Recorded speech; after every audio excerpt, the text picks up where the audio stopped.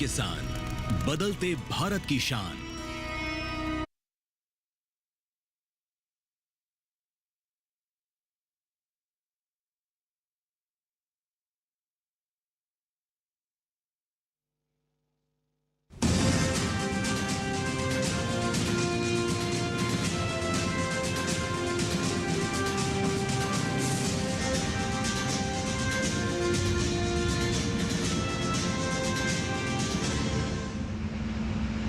नमस्कार, किसान समाचार में आप सभी का स्वागत है। सबसे पहले मुख्य समाचार।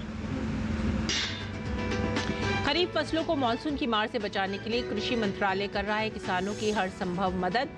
देश भर में किसानों को सरकारी सहायता के साथ साथ फसल की अच्छी पैदावार के लिए किया जा रहा है प्रशिक्षित।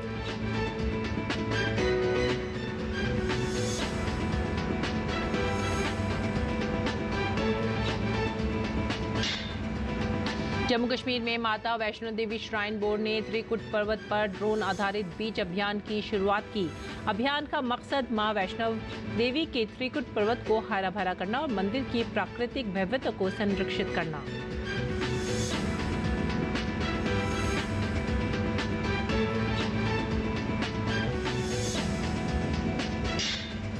आईसीएआर ने एक वैज्ञानिक एक उत्पाद कार्यक्रम की शुरुआत की। आईसीएआर के सभी 5,521 वैज्ञानिक मिलकर कर रहे हैं काम। योजना का मकसद एक उत्पाद, एक तकनीक, एक मॉडल बनाकर लक्ष्य प्राप्त है करना।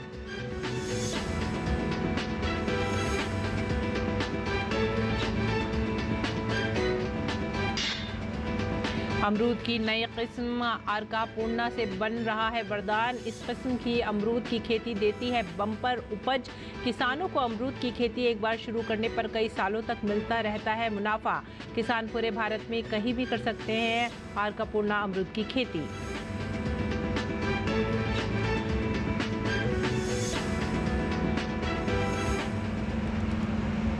मुख्य समाचार के बाद खबरें विस्तार से। देश में अधिकांश स्थानों पर खरीफ फसलों की बुआई का काम अब पूरा हो गया है।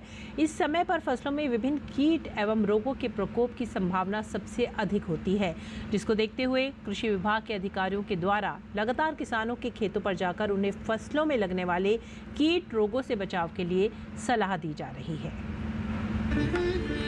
देश का कृषि मंत्रालय किसानों के विकास और बेहतर फसल के लिए न केवल नए शोध करता रहता है, बल्कि इसके लिए देश भर में किसानों को जागरूक बनाने का काम भी किया जा रहा है। इसी कड़ी में अब देश में अधिकांश स्थानों पर खरीफ फसलों की बुआई का काम शुरू हो गया है। इस समय पर फसलों में विभिन्न कीट एवं रोगों के प्रकोप की संभावना सबसे अधिक होती है, जिसको देखते हुए कृषि विभाग के अधिकारियों के द्वारा लगातार किसानों के खेतों पर जाकर उन्हें फसलों में लगने वाले कीट रोगों से बचाने के लिए सलाह दी जा रही है। इस समय बाजरा फसल में सफेद लट और फड़का कीट का प्रकोप दिखाई दे रहा है। कृषि वैज्ञानिकों के अनुसार सफेद लट की ग्रब बाजरे के पौधे की छोटी जड़ों को काटकर नष्ट कर देती है, जिससे बाजरे की फसल धीरे धीरे सूख कर नष्ट हो जाती है। फसलों में सफेद लट और फड़का कीट का नियंत्रण किसान कृषि मंत्रालय द्वारा जारी दिशा निर्देशों को अपनाकर कर सकते हैं। कृषि वैज्ञानिकों का कहना है कि किसान सफेद लट नियंत्रण के लिए बाजरा की खड़ी फसल पर इमिडा क्लोरोप्रिट 17.8%, SL 500 मिलीलीटर या क्यूना लफास 25 EC 4 लीटर दवाई प्रति हेक्टेयर की दर से 80 से 100 किलोग्राम सूखी मिट्टी या बजरी में मिलाकर वर्षा आने से कुछ समय पहले छिड़काव करें। यदि वर्षा नहीं हो रही है तो फव्वारा चलाकर सिंचाई करें, ताकि कीटनाशक पानी के साथ घुलकर जड़ क्षेत्र तक जाएं, जिससे सफेदे लट की ग्रब को नष्ट किया जा सके। वहीं मॉनसून की पहली वर्षा से 21 दिन तक लट की पहली व दूसरी अवस्था को नियंत्रण करना आसान रहता है। फड़का नियंत्रण हेतु प्रारंभ में खेत की मेड़ों से घास की कटाई कर दें एवं क्यूना लाफास चूर्ण 1.5% पाउडर का भुरकाव करें, जिससे फड़के की निम्फ अवस्था को ही नष्ट किया जा सके। Sangeeta Agarwal, DD news. अमरूद एक ऐसा फल है जिसकी मांग साल भर बनी रहती है। ऐसे में किसान अमरूद की नई किस्म आर्का पूर्णा की खेती करके बड़ा मुनाफा कमा सकते हैं। देश में किसानों के चहुमुखी विकास के लिए सरकार प्रतिबद्ध है। ऐसे में कृषि वैज्ञानिक भी फूल, सब्जियों और फलों के लिए रोज नए नए आविष्कार करके किसानों की पैदावार को बढ़ाने और गुणवत्ता को सुधारने के लिए काम कर रहे हैं। इसी कड़ी में आज हम बात कर रहे हैं एक ऐसे फल की जिसे हर उम्र के लोग बेहद स्वाद के साथ खाते हैं। जी हाँ, ये फल है अमरूद, जो हर किसी को पसंद आता है। साथ ही ये कोई आम फल नहीं बल्कि एनर्जी फ्रूट है। अच्छे और ताजे अमरूद की कीमत बाजारों में हमेशा 60 से 80 रुपए किलो होती है। ऐसे में अगर किसान अमरूद की खेती करते हैं तो अच्छी कमाई कर सकते हैं। लेकिन अमरूद की खेती करने के लिए उसकी उन्नत किस्मों का चयन करना किसानों के लिए कठिन काम है, क्योंकि अगर किसान अच्छी किस्मों की खेती नहीं करते हैं तो उन्हें नुकसान उठाना पड़ता है। ऐसे में आज हम आपको अमरूद की एक नई किस्म की जानकारी देंगे जो बम्पर उपज देगी। साथ ही इस किस्म के फल ज्यादा दिनों तक खराब भी नहीं होंगे। कृषि वैज्ञानिकों ने अमरूद की नई किस्म अर्का पूर्णा की खोज की है। इस किस्म की अमरूद की खेती न केवल बम्पर उपज देती है बल्कि इसकी खेती के लिए मध्यम से उच्च घनत्व वाला रोपण उपयुक्त होता है। इसके फल गोल और बड़े आकार के यानी 200 से 250 ग्राम के होते हैं। साथ ही इस किस्म का स्वाद भी बहुत अच्छा होता है। इसके अलावा इस किस्म के फल लंबे समय तक खराब नहीं होते हैं। साथ ही ये किस्म आयात निर्यात में भी जल्दी खराब नहीं होती है। अमरूद एक ऐसी फसल है जिसकी खेती किसी भी तरह के वातावरण में की जा सकती है। इसकी खेती किसी भी तरह की मिट्टी में की जा सकती है। इसे 5 डिग्री से लेकर 45 डिग्री तक के तापमान में उगाया जा सकता है। इसलिए किसान पूरे भारत में इसकी खेती कर सकते हैं। अमरूद की खेती एक बार शुरू करने पर कई सालों तक मुनाफा मिलता रहता है। वहीं अमरूद की बागवानी करने से पहले खेतों में 8 फीट की दूरी पर गड्ढा बना लेना चाहिए और उस गड्ढे में सड़ा हुआ गोबर और अन्य जैविक खाद डालकर पौधों को लगाना चाहिए।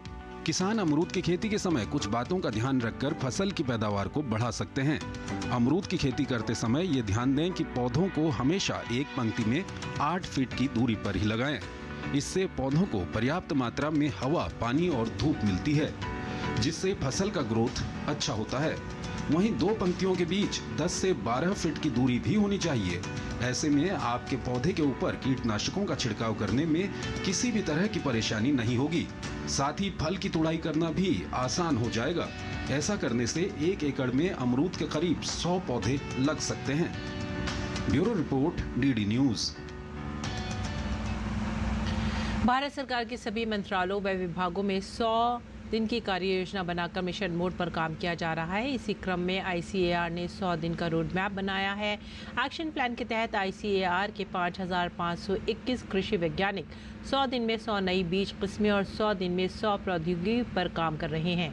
ICAR के नवाचारों का अनावरण करने के लिए सितंबर माह के लिए प्रधानमंत्री नरेंद्र मोदी से समय मांगा गया है।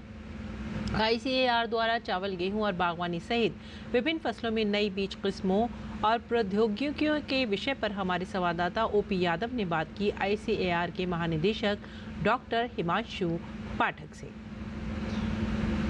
नई सरकार बनी है, नया विजन है और नई तरह के इनोवेशन को लेकर रोड मैप भी बन चुका है। अभी इसी विषय पर बात करने के लिए हमारे साथ मौजूद है भारतीय कृषि अनुसंधान परिषद के महानिदेशक डॉक्टर हिमांशु पाठक। सर, सबसे पहले आपको बधाई। आप जब से DG बने तब से नए इनोवेशन, नवाचार और किसानों की तरक्की के कई विकल्प खुले हैं, लेकिन अब गवर्नमेंट ने एक और नया रोड मैप तैयार किया, 100 दिन का रोड मैप। उसमें क्या क्या ICAR आपकी तरफ से हम देखें? 100 दिन का जो हमारा कार्यक्रम है उसमें 4-5 मुख्य बिंदु आपको मैं बताना चाहूँगा। एक जो है 1 वैरायटी 1 डे करके 100 वैरायटी इन 100 डेज, जो हम माननीय प्रधानमंत्री जी का कर कमलों से उसको विमोचन कराना चाहेंगे। फिर हमारा 100 डेज में 100 टेक्नोलॉजीज, 1 टेक्नोलॉजी 1 डे और 1 पब्लिकेशन 1 डे। एक बहुत ही बढ़िया शोध पत्र जो है कि हम हर दिन पब्लिश करेंगे और 100 दिन में 100 शोध पत्र जो इंटरनेशनली रेपुटेड जर्नल्स है उसमें जो है कि हम पब्लिश करेंगे। साथ साथ हमारा KBKS जो है उसको स्ट्रेंथन करने के लिए एक रूपरेखा हम 100 दिन के अंदर बनाएंगे और इसको आगे हम इसको कार्यान्वित करेंगे।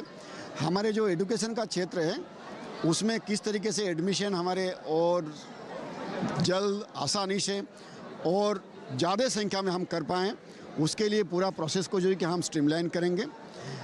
क्लाइमेट चेंज जो है कि एक बहुत बड़ा मुद्दा है इस समय, तो हम इस 100 दिन में हमारे एक नया मॉडल जो है कि हम लाएंगे। अब जो है कि हम ब्लॉक लेवल में इस कॉन्टीजेंसी प्लानिंग किस तरीके से करेंगे ताकि हमारे ज़्यादा से ज़्यादा तक हम पहुंच पाएंगे। तो ये कुछ मुख्य जो है कि हमारा टारगेट्स इस 100 दिन का हमने रखा हुआ है। अगले 5 साल के लिए भी हम ऑलरेडी लगभग बना चुके हैं, लेकिन कुछ चर्चाएं अभी भी चल रही हैं और जैसे चर्चा हमारी पूरी हो जाएंगी तो अगले 5 साल और फिर 2047 तक जो हमारे परिषद की टारगेट्स होंगे और जो भी हमारा रोड मैप होगा। सरकार बीज से बाजार तक की जो सुविधा है उसको लगातार किसानों तक पहुंचाने का काम कर रही है। आपने भी विलेज सीड के नाम से नया कॉन्सेप्ट शुरू किया है, ये क्या है?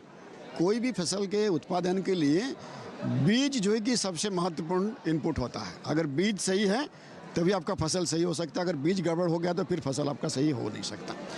तो परिषद जो शुरू से ही जो है कि हाई यील्डिंग वेराइटीज़ का विमोचन करते चले जा रहे हैं। अब जो है कि हमारा टारगेट रहा है कि जो भी हम वेराइटीज़ डेवलप करेंगे वो क्लाइमेट रेजिलेंट वेराइटी हो। साथ साथ हम ये भी कोशिश कर रहे हैं कि हमारे वेराइटीज़ जो हैं वो बायो फोर्टिफाइड वेराइटीज़ हो, जिसमें न्यूट्रिएंट ज़्यादा हो, प्रोटीन ज़्यादा हो, मिनरल्स ज़्यादा हो, विटामिन ज़्यादा हो। और इस सीड को किस तरीके से हम किसानों तक पहुंचा पाए, इसके लिए जो है कि हम एक तो प्राइवेट और स्टेट गवर्नमेंट के साथ काम कर ही रहे हैं, लेकिन हमारे जो कृषि विज्ञान केंद्र हैं उसके माध्यम से हम सीड हब्स बना करके खास करके पल्स और ऑयल सीड को हम आगे ले जाना चाहते हैं। हमारे केवीकेज 95 केवीकेज पल्स हब के लिए और अराउंड 175 केवीकेज जो है कि हमारे ऑयल सीड्स के लिए, वो खुद भी सीड प्रोड्यूस करेंगे और उनके आसपास के विलेज को लेकर के हम मॉडल सीड विलेज अभी हम इस सीजन से बनाने जा रहे हैं, ताकि वहाँ जो भी सीड प्रोड्यूस होगा हमारे वैज्ञानिक का देख रेख में होगा, उसको हम लेकर के और ज़्यादा से ज़्यादा किसानों तक हम उस सीड को पहुँचा पाएंगे। तो बीज वाला जो क्षेत्र है इस दिशा में हम ये प्रयास अब जो है कि शुरू कर रहे हैं। आपने सर 5 पॉइंट्स का जिक्र किया, जो 100 दिन का रोड मैप है, वो मुख्य मुख्य क्या है? एक तो 1 variety 1 day, 1 technology 1 day, 1 publication 1 day, streamlining of education, strengthening of our Krishi Vigyan केंद्र और जलवायु परिवर्तन से जूझने के लिए contingency plan at the block level. ये जो है तो ये तो भारतीय कृषि अनुसंधान परिषद के महानिदेशक डॉक्टर हिमांशु पाठक, जिनका मानना है कि संस्थान द्वारा न केवल भारत सरकार के मार्गदर्शन में 100 दिन का रोड मैप बनाया गया है, बल्कि किसानों की आर्थिक तरक्की और उनके उन्नयन के लिए नए नए नवाचार और अन्य तरह के विकल्पों को आगे बढ़ाने का काम भी किया गया है। मेरे सहयोगी कैमरामैन आशीष शर्मा के साथ मैं OP Yadav, DD news, Delhi. आगे बढ़ेंगे अगली खबर की तरफ। केंद्रीय विधि एवं न्याय राज्य मंत्री स्वतंत्र प्रभार अर्जुन राम मेघवाल ने केंद्रीय बजट 2024-25 का स्वागत किया है। केंद्रीय मंत्री ने बजट को आमजन का हितैषी और सर्वश्रेष्ठ करार दिया। मंत्री ने कहा कि ये बजट कृषि के आधुनिकीकरण के साथ ग्रामीण भारत के बुनियादी ढांचे को मजबूती प्रदान कराने वाला है। बजटीय प्रावधानों के विषय पर हमारे संवाददाता ओपी यादव ने बात की केंद्रीय विधि एवं न्याय राज्य मंत्री अर्जुन राम मेघवाल से। वित्त मंत्री निर्मला सीतारमण ने 2024-25 के अपने 7वें और प्रधानमंत्री नरेंद्र मोदी के गठबंधन वाली राष्ट्रीय जनतांत्रिक सरकार के तीसरे पहले पूर्णकालिक बजट को पेश कर दिया। बजट में किए गए प्रावधानों पर देश के गांव, गरीब और किसानों को किस तरह फायदा होगा, इन सभी विषयों पर बात करने के लिए हमारे साथ मौजूद है केंद्रीय law and justice minister Arjun Ram Meghwal. Sir, सबसे पहले आपको बधाई। आप लगातार बजटीय प्रावधानों में आम जन का ध्यान रखें, गाँव गरीब किसानों के लिए प्रावधान करने के लिए लगातार तत्पर रहें और ये बजटीय प्रावधान कहीं न कहीं आपकी संकल्पना के भी प्रतीक हैं। क्या कहेंगे?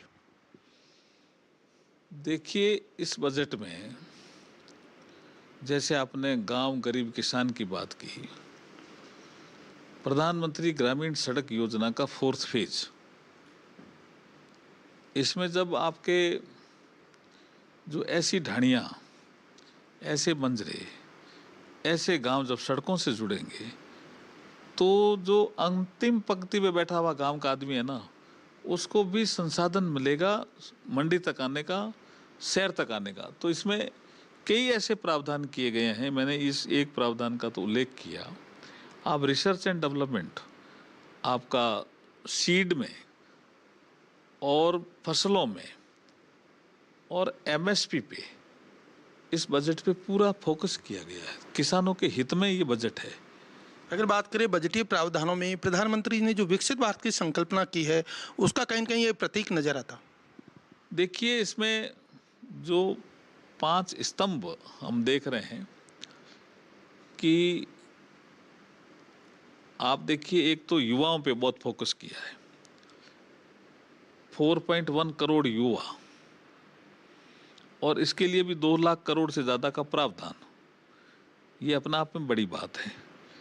फिर अप्रेंटिस जैसी ऐसी योजना जिसको 500 कंपनियों के साथ जोड़ना जो रेपुटेड कंपनियां हैं, और ITI जो ग्रामीण क्षेत्रों में ज़्यादातर जो लड़के स्किलिंग का काम सीखते हैं, लेकिन वर्तमान समय में जो आर्टिफिशियल इंटेलिजेंस का जो युग आ गया, उसको सीखने के लिए ITI में वो संसाधन नहीं है। ITIs में जो 1000 ITIs जो तय की गई है, उसमें जो आर्टिफिशियल इंटेलिजेंस से संबंधित जो मशीनरी है, संसाधन हैं, उपकरण हैं, वो सब हम ITIs में उपलब्ध कराएंगे। कृषि में पिछला बजट 1.25 लाख करोड़ का था, इस बार 1.52 लाख करोड़ का रहा है। ग्रामीण विकास में 2.66 लाख करोड़ का है, तो निश्चित तौर पर इसमें बढ़ोतरी हुई है। ग्रामीण परिदृश्य में किस तरह बदलाव हम देखते हैं? देखिए, जब सड़क बनती है गांव में तो विकास होता है। गांव में कोई सांस्कृतिक केंद्र है, उसका कोई विकास होता है तो गांव का विकास होता है, गांव का आदमी उससे जुड़ता है। फसलों में जब विविधीकरण होता है और उसके लिए रिसर्च एंड डेवलपमेंट के लिए पैसा आता है, चाहे वो कृषि विज्ञान केंद्र उसका प्रचार प्रसार करे, चाहे ICAR करे, तो गांव का आदमी सोचता है कि हमारी फसलों में जो हमने डाइवर्सिफिकेशन करना था, विविधीकरण करना था, इस बजट से हमें मार्ग मिला। बजट में देखें तो सर्वस्पर्शी और समावेशी बजट है और सबको न्याय देने वाला है। आप खुद न्याय मंत्रालय की जिम्मेदारी संभालें, तो कितना महत्वपूर्ण है ये काम? देखिए, हमारे लॉ एंड जस्टिस में जो हमारा E-कोर्ट का प्रोजेक्ट है, इसमें भी काफ़ी अच्छी धनराशि उपलब्ध कराई है। टच स्क्रीन के माध्यम से कोर्ट परिसर में हमने ऐसे संसाधन उपलब्ध करा दिए हैं। अपना टच स्क्रीन करके वो अपना नंबर डाले मुकदमे का, कोर्ट का नाम लिखे, DJ कोड लिखे, ADJ कोड लिखे, हाई कोर्ट लिखे, उसको पूरी डिटेल उसमें आ जाती है। तो ये जो नागरिकों को सुविधा मिली है ना, जिसको हम ईज ऑफ लिविंग कहते हैं, इसमें इस बजट में इसका और तेजी से विकास करने का प्रण लिया हमने। तो ये तो विधि और न्याय मंत्री अर्जुन राम मेघवाल, जिनका मानना है कि निर्मला सीतारमण द्वारा पेश किया गया बजट न केवल सर्वस्पर्शी और समावेशी है, बल्कि प्रधानमंत्री नरेंद्र मोदी के विकसित भारत की संकल्पना को पूरा करने वाला है। मेरे सहयोगी कैमरामैन मोहन मुकुट के साथ मैं यादव, DD न्यूज, दिल्ली। जम्मू कश्मीर में माता वैष्णो देवी श्राइन बोर्ड ने त्रिकुट पर्वत पर ड्रोन आधारित बीच अभियान की शुरुआत की है। यह अभियान मां वैष्णो देवी के त्रिकुट पर्वत को हरा भरा करने के लिए चलाया गया है, जिससे मंदिर की प्राकृतिक भव्यता को संरक्षित किया जा सके।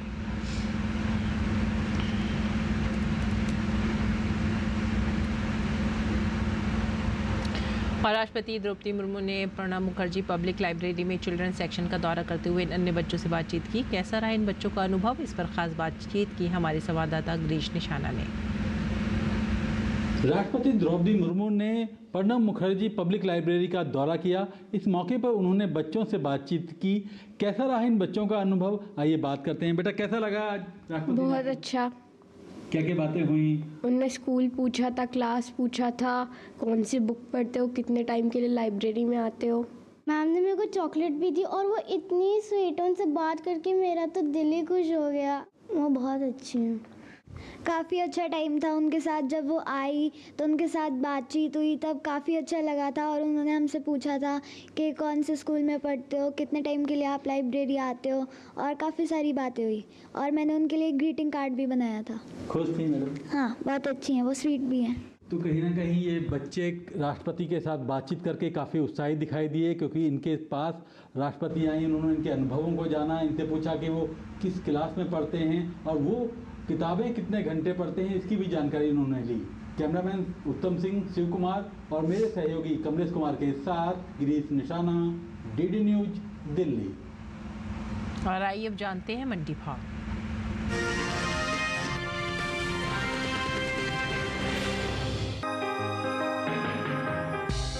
कृषि उपज मंडियों में इन दिनों मक्का की आवक सामान्य देखने को मिल रही है।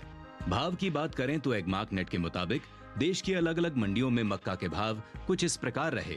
गुजरात की दाहोद मंडी में 23 जुलाई को मक्का का भाव था 2,550 रुपए। 24 जुलाई को इसके भाव में कोई बदलाव नहीं आया और भाव 2,550 रुपए पर टिका रहा। पंजाब की जलंधर मंडी में भी स्थिर भाव का सिलसिला जारी रहा। यहाँ दोनों दिन यानी 23 और 24 जुलाई को मक्का के सौदे बिना किसी फेरबदल के 2,000 रुपए पर हुए। उत्तर प्रदेश की अलीगढ़ मंडी में 23 जुलाई को मक्का का भाव रहा 2,300 रुपए। 24 जुलाई को इसके सौदों में 20 रुपए की गिरावट रही और भाव 2,280 रुपए हो गया। जबकि राज्य की ही हाथरस मंडी में 23 जुलाई को मक्का का भाव रहा 2,300 रुपए, जो कि 24 जुलाई को 20 रुपए की बढ़त के बाद 2,320 रुपए हो गया। हाल ही में केंद्र सरकार ने विपणन सत्र 2024-25 के लिए 14 खरीफ फसलों के न्यूनतम समर्थन मूल्य में बढ़ोतरी की है। सरकार के इस फैसले से किसानों को उनकी फसलों का उचित दाम मिलेगा, साथ ही आय में भी वृद्धि होगी। इन 14 खरीफ फसलों में मक्का भी शामिल है। मक्का का एमएसपी साल 2023-24 के दौरान 2,090 रुपए प्रति क्विंटल था, जिसकी एमएसपी साल 2024-25 के दौरान 135 रुपए बढ़ाकर 2,225 रुपए प्रति क्विंटल तय की गई है। इस साल कुल मक्का की पैदावार में कमी देखने को मिल सकती है। कृषि मंत्रालय की ओर से जारी दूसरे अग्रिम अनुमान के मुताबिक साल 2023-24 के दौरान देश में कुल मक्का की उपज 324,70,000 टन होने का अनुमान जताया गया है, जो पिछले साल की 380,85,000 टन की पैदावार की तुलना में करीब 56 लाख टन कम है। अनुमान है कि कुल मक्का की उपज का असर इसके बाजार भाव पर पड़ सकता है।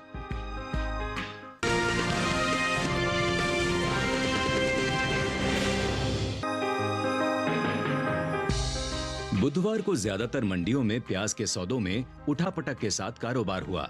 फिलहाल कृषि उपज मंडियों में प्याज की आवक सामान्य बनी हुई है। भाव की बात करें तो एग्मार्कनेट के मुताबिक गुजरात की राजकोट मंडी में 23 जुलाई को प्याज का भाव रहा 2150 रुपए। 24 जुलाई को इसके भाव में 200 रुपए की मजबूती देखने को मिली, जिसके बाद प्याज का भाव 2350 रुपए हो गया। जबकि हरियाणा की गुरुग्राम मंडी में इस बीच प्याज के भाव में कमजोरी आई। 23 जुलाई को यहाँ प्याज का भाव था 2500 रुपए। 24 जुलाई को इसके सौदों में 500 रुपए की गिरावट दर्ज की गई, जिसके बाद भाव 2,000 रुपए पर आ गया। पंजाब की जलालाबाद मंडी में प्याज के सौदे स्थिर भाव पर हुए। यहाँ दोनों दिन यानी 23 और 24 जुलाई को प्याज के भाव 3,000 रुपए पर टिके रहे। राजस्थान की गोलूवाला मंडी में 23 जुलाई को प्याज का भाव 200 रुपए की बढ़त के बाद 3,000 रुपए से 3,200 रुपए पर पहुंच गया।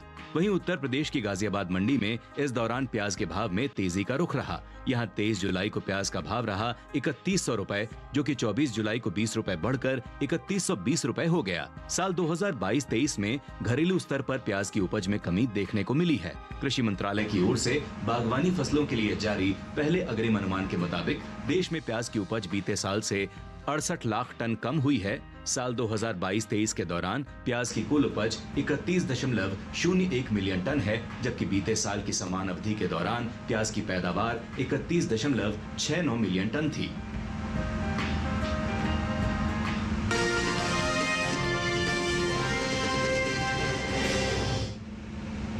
और अब बात करते हैं मौसमी खेती की। किसान इस मौसम में कैसे रखें अपनी खेती का ख्याल, आइए देखते हैं।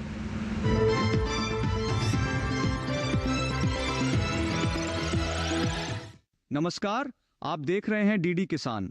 मैं हूं एआई कृष और आज हम राजस्थान, उत्तर प्रदेश और जम्मू कश्मीर में होने वाली खेती किसानी से संबंधित सलाहों के बारे में पूरी जानकारी देंगे। राजस्थान के अलवर, धौलपुर, जालौर और भरतपुर जिलों में बारिश की संभावना को देखते हुए फिलहाल के लिए मूंग की बुवाई टाल दें। कुछ दिन पहले बोई गई नई फसलों में उचित जल निकासी की व्यवस्था करें। यहाँ के किसान ज्वार, मूंग, बाजरा और तिल के खेतों में जल निकासी की व्यवस्था कर लें। वहीं उत्तर प्रदेश की बात करें तो पूर्वी उत्तर प्रदेश में धान की रोपाई का काम करें। पूर्वी उत्तर प्रदेश के किसान देर से तैयार होने वाली अरहर की बुवाई पूरी कर लें। यहाँ के किसान मक्का की बुवाई कर सकते हैं। पश्चिमी उत्तर प्रदेश में बैंगन, मिर्च और टमाटर की रोपाई मेड़ों पर करें। यहाँ के किसान जल्दी तैयार होने वाली फूल गोभी को मेढ़ों पर लगाएं। जम्मू कश्मीर के उप उष्णकटिबंधीय क्षेत्र में साफ मौसम के दौरान धान की रोपाई जारी रखें। यहाँ के किसान मिट्टी में मौजूद अनुकूल नमी को देखते हुए मूंग और उड़द की बुवाई कर सकते हैं। साथ ही यहाँ के किसान मक्का की बुवाई पूरी कर लें। जम्मू कश्मीर के ठंडे शुष्क इलाकों में मटर की तैयार फसल की कटाई का काम करें। जम्मू कश्मीर के मध्यवर्ती इलाकों में मूंग और उड़द की बुवाई का काम साफ मौसम में करें। इसी तरह कृषि और किसानों से जुड़ी हर महत्वपूर्ण जानकारी के लिए हमारे साथ जुड़े रहिए और देखते रहिए डीडी किसान। धन्यवाद।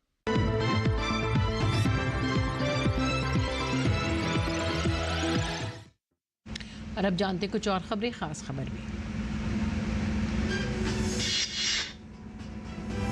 राष्ट्रपति द्रौपदी मुर्मू ने प्रणब मुखर्जी पब्लिक लाइब्रेरी का दौरा किया। टीचर रह चुकी राष्ट्रपति द्रौपदी मुर्मू ने केंद्रीय विद्यालय की कक्षा 9 के छात्रों के साथ पर्यावरण के मुद्दे पर संवाद किया। रक्षा अनुसंधान एवं विकास संगठन DRDO ने द्वितीय चरण के बैलिस्टिक मिसाइल रक्षा प्रणाली का सफलतापूर्वक उड़ान परीक्षण किया। कर्नाटक से बीजेपी के बड़े नेता और केंद्र में मंत्री प्रहलाद जोशी ने कहा है कि कर्नाटक के सीएम खुद मैसूर शहरी विकास प्राधिकरण से जुड़े घोटाले में शामिल हैं, लिहाजा उन्हें त्यागपत्र देना चाहिए। देश के 500वें सामुदायिक रेडियो स्टेशन की शुरुआत हो गई है। भारतीय जनसंचार संस्थान के आइजॉल स्थित कैंपस में शुरू हुए 500वें कम्युनिटी रेडियो स्टेशन को केंद्रीय सूचना एवं प्रसारण मंत्री अश्विनी वैष्णव ने लॉन्च किया। संसदीय कार्य मंत्री किरण रिजिजू ने विपक्ष के रवैये की आलोचना की और कहा कि पहले दिन बजट पर चर्चा न करके विपक्ष ने सिर्फ राजनीतिक बयानबाजी की है। आबकारी नीति से जुड़े सीबीआई मामले में रॉज एवेन्यू कोर्ट ने मुख्यमंत्री अरविंद केजरीवाल की न्यायिक हिरासत 8 अगस्त तक बढ़ा दी है। दिल्ली शराब घोटाले से जुड़े मामले में मनीष सिसोदिया और BRS नेता के कविता की रॉज एवेन्यू कोर्ट में पेशी होगी। न्यायिक हिरासत खत्म होने के बाद इन सब की रॉज एवेन्यू कोर्ट में पेशी होगी। भारत के कई हिस्सों में मध्य रात्रि शनि चंद्र ग्रहण देखा गया। 18 साल बाद यह अद्भुत और दुर्लभ खगोलीय घटना देखी गई है। स्वास्थ्य के क्षेत्र में प्रधानमंत्री नरेंद्र मोदी द्वारा शुरू की गई राष्ट्रव्यापी पहल के तहत लद्दाख में 58 पंचायतों ने टीबी मुक्त पंचायत का दर्जा हासिल कर लिया है। साबरकांठा सहित पूरे गुजरात में चांदीपुर वायरस के केस सामने आए। ऐसे में भारतीय विषाणु विभाग के डिप्टी डायरेक्टर डॉक्टर विजय पी बांद्रे ने साबरकांठा के हिम्मतनगर सिविल अस्पताल का दौरा किया।